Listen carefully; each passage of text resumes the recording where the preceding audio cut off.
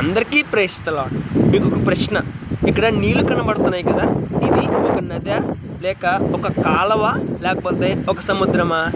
మరలా అడుగుతున్నాను, ఇక్కడ కనబడుతున్న నీరు ఉంది కదా, ఇది ఒక నదా లేదా ఒక కాలవ లేదా ఒక సముద్రమా? ఈ ప్రశ్నకి సమాధానం వెంటనే చెప్పలేము. ఇక్కడికి వచ్చి చూసి ఇది ఏంటో మొత్తం గమనిస్తే అర్థమవుతుంది. ఇంతకీ సమాధానం ఏంటి? ఇది ఒక నది కాదు, ఒక కాలువ కాదు, ఒక సముద్రం కాదండి. ఇది ఒక పొలంలో నీరు వచ్చి ఇలాగా నదిలాగా కాలువలాగా మనకు కనబడుతూ ఉంటుంది. అదేవిధంగా ఎవరో చెప్పారని మనం బైబిల్ గ్రంథాన్ని అపార్థం చేసుకోకూడదు. మనం చదవాలి. బైబిల్ గ్రంథంలో ఏముంది, బైబిల్ గ్రంథం ద్వారా మనం ఏం నేర్చుకోవాలి, బైబిల్ గ్రంథం మనకు బోధించే విషయాలు ఏమిటి, వీటన్నిటి గురించి మనం చదివి తెలుసుకోవాలి తప్ప ఎవరో చెప్పారని మనం గుడ్డిగా నమ్మకూడదు.